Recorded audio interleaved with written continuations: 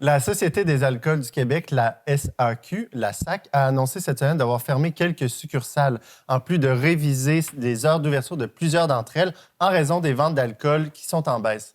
Notre question de discussion choisie par une ancienne employée de la SAQ, Stéphanie Grimard, cette semaine, quel est le rapport des Québécois avec l'alcool?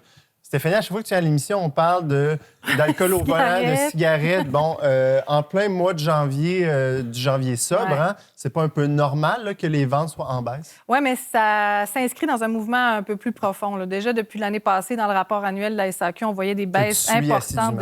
Oui, tout à fait. Elle lit les rapports annuels chaque année. Mais on a vu, d'ailleurs, surtout chez les jeunes, il y a une enquête qui est sortie récemment, puis moi, ça m'a frappé un peu parce que c'est à partir de 12 ans qu'ils récoltaient les données. Il me semble que 12 ans, c'est assez jeune, mais bref. Les jeunes de 12 ans boivent de moins en moins. C'est ça, il faut sans doute s'en réjouir. Mais enfin, donc au secondaire, il disait la proportion des élèves qui avaient consommé de l'alcool dans les 12 mois qui précédaient l'enquête est passée quand même de 60 ce qui m'étonne énormément. En Pour 2011, vrai, ça t'étonne tant que ça? Ben oui. Pense à ton secondaire. Là. Ouais. Combien de pourcents de tes collègues prenaient de l'alcool? Ouais. Faudrait peut-être que je fasse un petit Peut-être examen pas de 12 ans, conscience, mais ça fait 16, tellement 17 longtemps ans, que j'avais oublié à quel point ça fait de l'importance dans ma Fait que vie. ça a passé de 60 De 60 en 2011 à 47 en 2023. Une baisse quand même significative. Puis de façon plus globale, quand on regarde les ventes d'alcool, on voit que c'est passé de 122 litres par habitant en 2009 à 102 litres par habitant en 2023. Mais ça, c'est une façon de calculer les litres d'alcool vendus quand on considère le vin, le cidre, la bière, donc tout le liquide. Mais souvent, on utilise une autre façon de calculer qui est juste l'alcool pur. Là. Puis là, on se situe à peu près vers 8,6 litres par habitant. Fait qu'on est dans la moyenne de l'OCDE, mais on a quand même l'impression qu'au Québec, on avait un peu la tendance, on est on est des bons vivants, on a un côté latin versus les anglo-saxons qui sont plus austères ou puritains. Puis, tu sais, je sais pas, moi... On dirait que ça commence à être moins vrai? On dirait que ça commence à être moins vrai, mais tu sais, on regarde, par exemple, à tout le monde en parle, on boit de l'alcool sans scrupule, devant tout le monde. C'est pas partout, c'est ça. C'est pas dans tous les pays au monde où est-ce qu'on verrait ça, nécessairement. Fait que c'est ça, boire, c'est un peu la norme, mais c'est ça, la baisse est quand même notable. Puis on voit aussi un engouement pour tous les produits sans alcool ou les nanos aussi, les bières à très faible taux d'alcool. À 2,quelques %.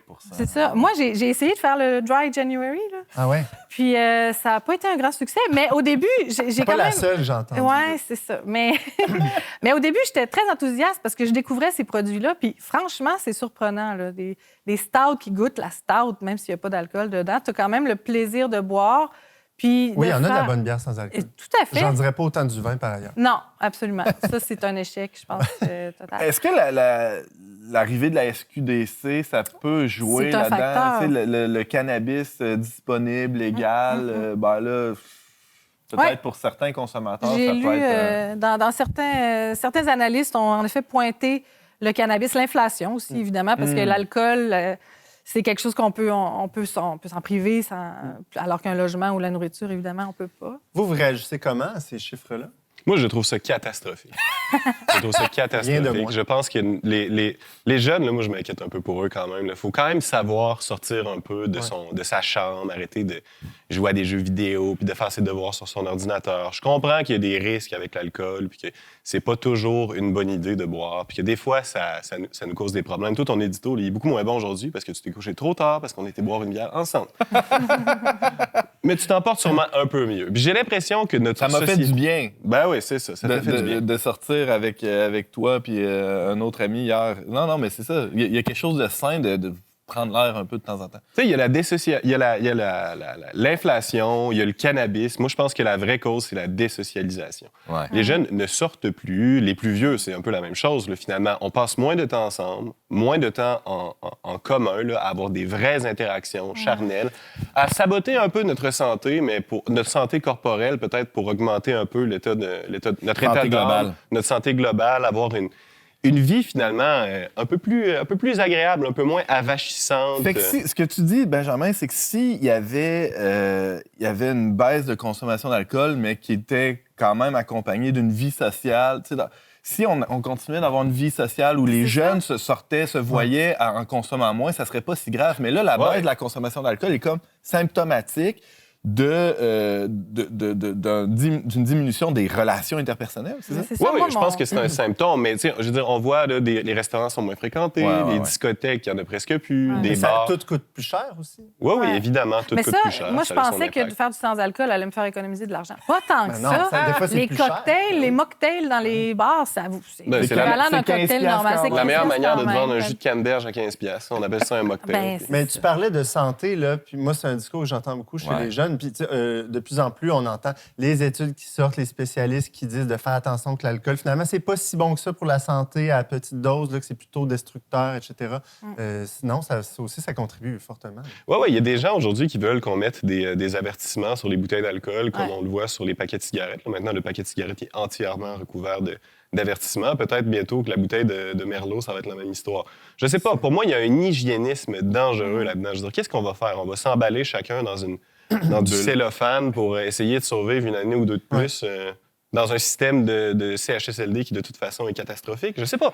Pour moi, c'est comme... C'est idolâtrer le corps et la santé, lui donner une importance qui est complètement disproportionnée. Il y a des pratiques à risque là, liées à l'alcool. Ouais.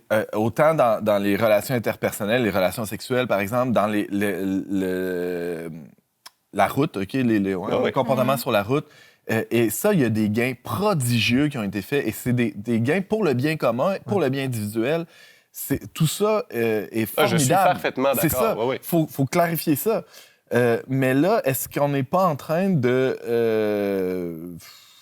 Mais c'est une autre des mesures. C'est ça, de passer d'un extrême à l'autre Ouais. Mais moi, j'ai tout le temps trouvé qu'au Québec, si on regarde comparativement aux pays européens, où les enfants, dès leur bas âge, ils apprennent à boire de l'alcool, mais dans un contexte familial, social. Encadré. Alors qu'ici, au Québec, c'est tu bois pas, sauf que quand tu es avec tes amis une fois au chalet, puis là, c'est la débauche, débandade. la là, cachette, tu sais. ouais. Alors, c'est un drôle de rapport aussi qu'on entretient au Québec non, avec l'alcool. Oui, mais c'est ça. On n'est pas en train de passer d'un extrême à un autre. Peut-être. Mais Éducalcool a changé un peu sa vision, parce qu'on a Éducalcool ici qui est supposé nous informer puis nous mettre en garde. Puis ils sont passés un peu de... Avant, ils prescrivaient une telle quantité pour encadrer justement la consommation, de dire tant de verres par jour, c'est ce qui est recommandé. Puis maintenant, leur nouvelle approche, c'est d'interroger les raisons pourquoi on boit. Il faut se poser cette question-là. Si on boit pour oublier, c'est peut-être un problème. Si on boit pour s'anesthésier, mais si c'est des raisons pour accompagner un bon repas, célébrer une occasion spéciale, là, ça peut être considéré comme une façon saine de boire. Ça fait partie de l'éducation aussi qui doit se faire dans les foyers. Tu sais. Oui, l'État peut faire son travail, mais je pense qu'il y a une responsabilité dans chaque maison à faire cet accompagnement-là, puis à questionner ou à... ouais, c'est ça. Poser des questions sur le sens de notre consommation. Et les enfants nous voient comme adultes aussi. Là, Merci à toi, Stéphanie, puis à vous trois, à vous deux autres, d'avoir aussi lancé cette discussion-là. J'invite tous les auditeurs qui auraient des commentaires, des questions et qui voudraient continuer la discussion à visiter notre page YouTube ou de nous écrire à verbomoteur@le-verbe.com.